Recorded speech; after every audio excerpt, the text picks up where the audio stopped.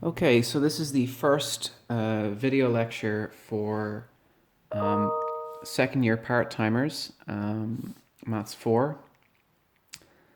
And I think we have a lot to cover, and I think this is going to be difficult in this format.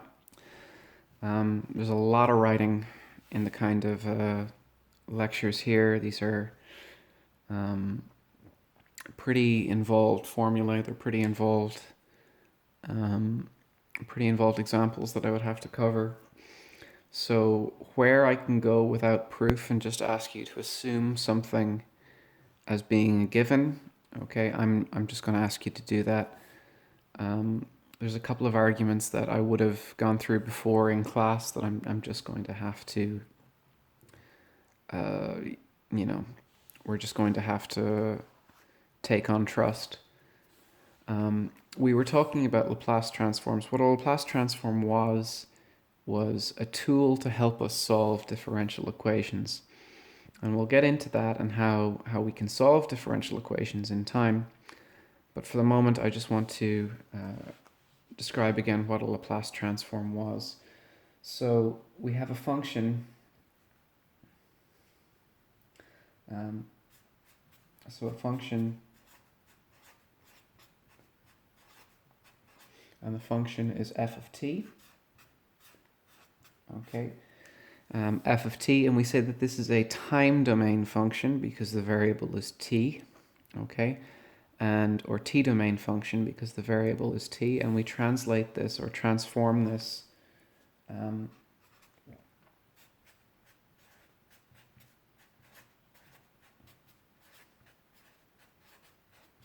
it's transformed into the s domain.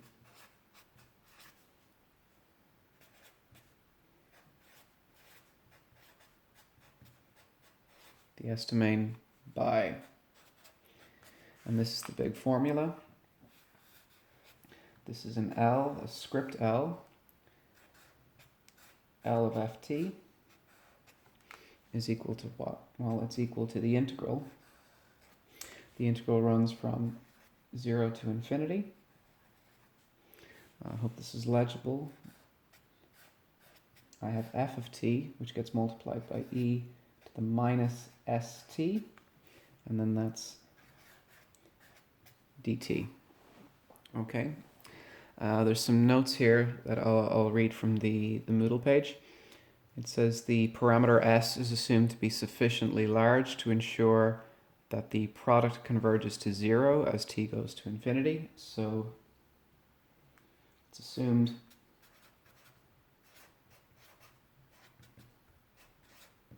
what's assumed? It's assumed that ft e to the minus st goes to 0 as t goes to infinity. Okay.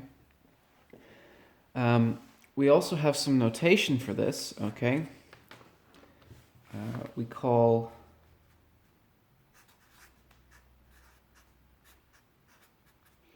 and this is kind of a bad notation, and I'm not crazy about it, but it's what's done. We say that fs is equal to the Laplace transform of ft. And that's kind of a bad notation because normally f would indicate a function and changing t for s would simply amount to a different substitution of variable. But in this case, that's not what we're going to have. We're actually going to have that f of s indicates the transformation into the s domain, which means that we actually take this Laplace transform. It's a little bit messy. That's just the done thing. That's the notation that's used. Okay, so we're going to look at a couple of different examples just to remind everybody how this works. There's a couple that I would have gone through that I'm now not going to do. So we'll look at the Laplace transform of a constant. Laplace transform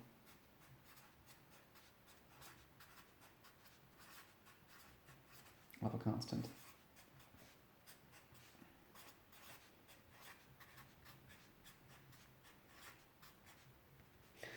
So we're going to let f of t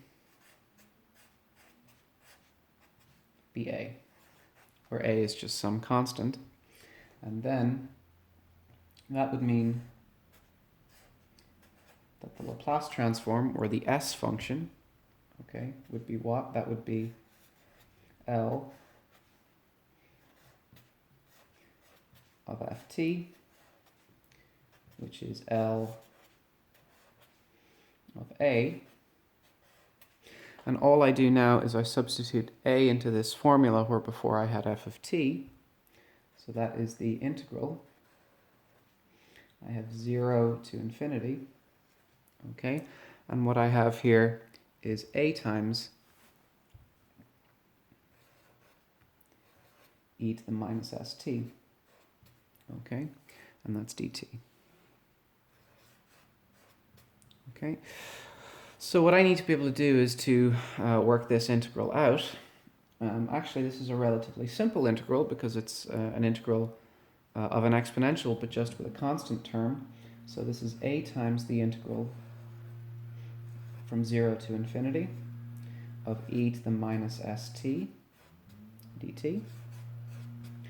And of course, the integral of an exponential is just an exponential where I divide by the term here, this s, okay? So when I do this integral here, what I'm going to end up with is a, and I have minus e to the minus st over s, okay? And that gets evaluated from 0 to infinity, okay? From 0 to infinity. Now, how do I do this? Well, this is pretty straightforward. All I do now is I substitute in my limits for the integration. I have a times minus e to the minus s, and this is going to be infinity here, okay? And then that's going to be over s, and then I'm going to have plus, and I'm going to have e to the minus s times 0 over s like this. Okay, that's my situation here. And let me just grab another piece of paper, okay, and we'll look at the graph of an exponential again, okay. So if I take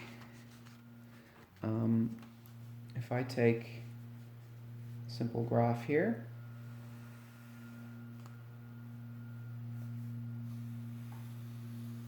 we'll say that this is my t variable here, okay, and this is the graph is e to the minus st, okay. This looks something like this, okay.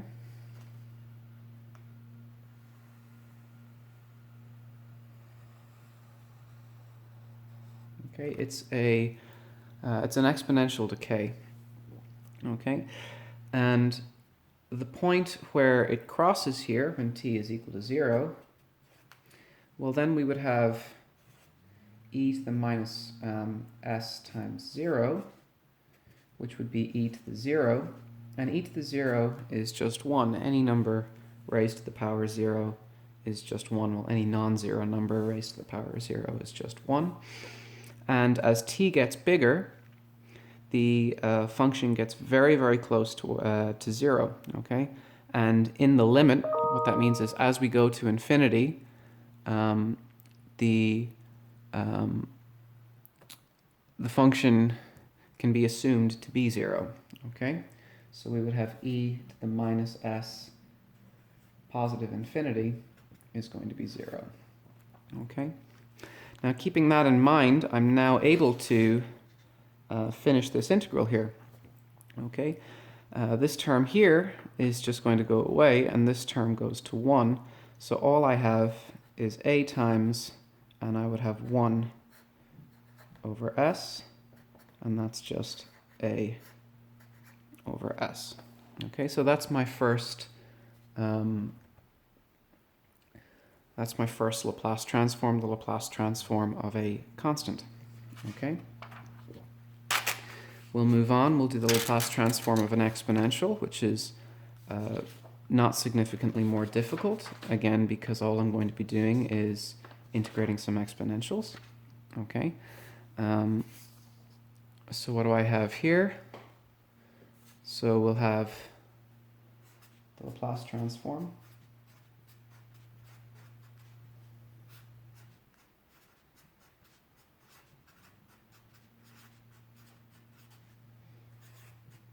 And we're not going to go with a constant. We're going to have f of t is e to the at. Like that. Okay, e to the at. So how does this work? Well, then my Laplace transform, f of s, would be Laplace transform of f of t, which is the Laplace transform of e to the at. Okay, and let's look at our Laplace transform formula again. It's this formula here. So all I do is put e to the at in place of ft, and I would have the integral from 0 to infinity. Okay, and I would have e to the at, and I would have e to the minus st, and that's dt. Okay, but this is actually quite a nice situation. This is quite a nice situation because both of these are exponentials. Okay, they're exponents, and they have the same base. So remember, when I multiply indices, okay, when I multiply exponents, I add the indices together. Okay, so I now have the integral from 0 to infinity, and I can change this around, and what I have is e to the a minus s times t, done with respect to t. Okay, and again, this is the integral of an exponential. It's a relatively simple integral to do. What do we have? We have the e a minus s t, and we divide by the a minus s. Okay, that has to run from 0 to infinity.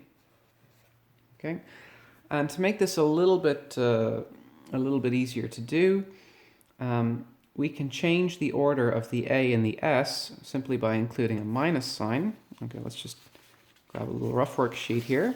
Okay, why? If I take a minus s, that is exactly the same thing as minus s minus a, like that. Okay, so I can change the order. Okay, so I'll change my order. Okay,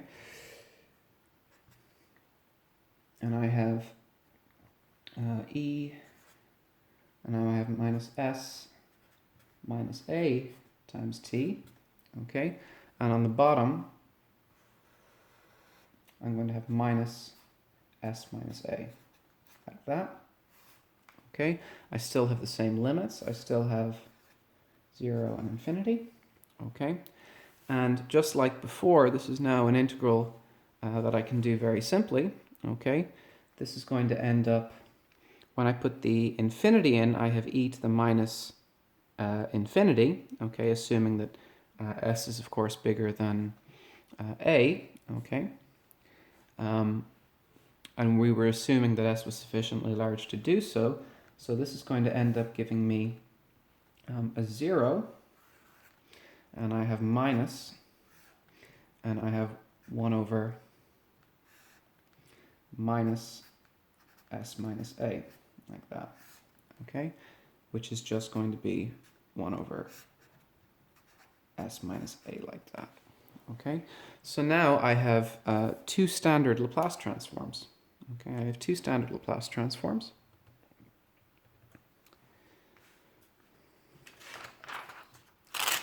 And we should be able now to do some fairly simple examples. Okay, so we'll do some quick examples.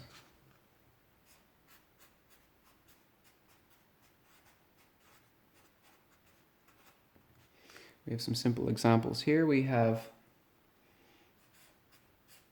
f of t is equal to 4, okay? And we want to find f of s, okay? Well, 4 is a constant function.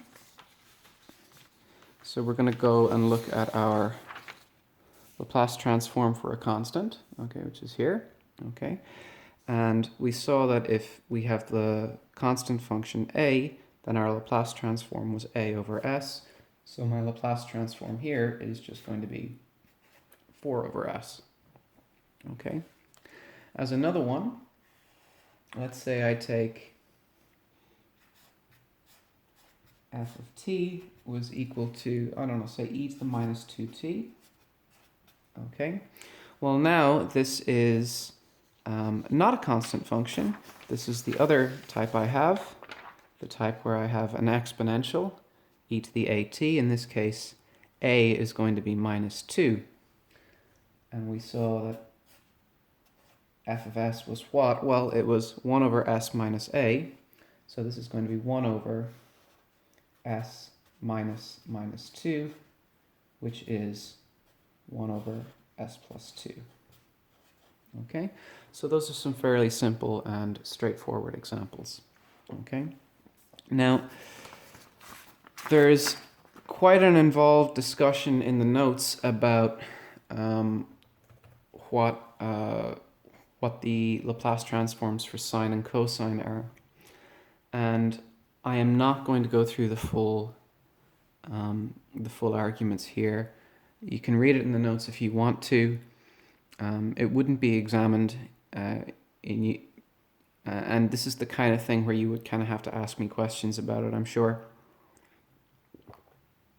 So what we're going to do is I'm just going to give you this as a standard that you can use later. Okay, so the next one are for the Laplace transforms.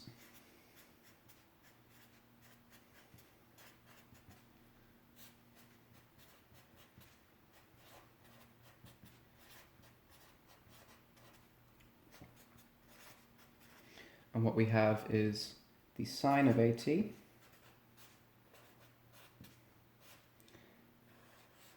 and we have the cosine of a times t.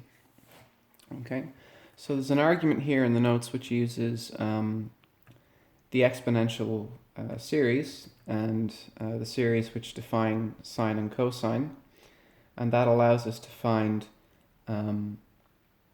what the Laplace transform for sine is. Okay, and the argument is there in the notes if you want to read it. If you would rather not, again, it wouldn't be the kind of thing we'd examine anyway. But now with this highly unusual situation, we can be pretty certain that it's not going to be the kind of thing that we're going to examine now. Okay, what's that going to be? Well, that would be a on top. On bottom we have s squared plus a squared, like that. Okay, so the Laplace transform for the sine of at is a over s squared plus a squared. Okay, and the cosine case is really very similar. Okay, cosine case is really very similar. Okay, I won't have enough space to fit it on that page, I'll do it here. So the Laplace transform for the cosine of at is equal to what? That's equal to, in this case, it's almost exactly the same thing, except that instead of an a on top, I have an s on top. So it's s over s squared plus a squared. Okay, now both of those can be proven with the series method that's in the notes, or they can be done by integration by parts. Remember, what would I do? I would take these formulas here, these cosine at or sine of at, and I would put them into my Laplace transform formula here, and that's an integration by parts, and we could do that. Okay, that might be an exercise you might want to try, but they're heavy going. They're not easy exercises to do. So we'll stop here. This pretty much covers what's in the first PDF notes for Laplace transforms. We'll move on to the next PDF section in the next video, and hopefully you'll be able to follow what I'm doing then. Okay, we'll stop there.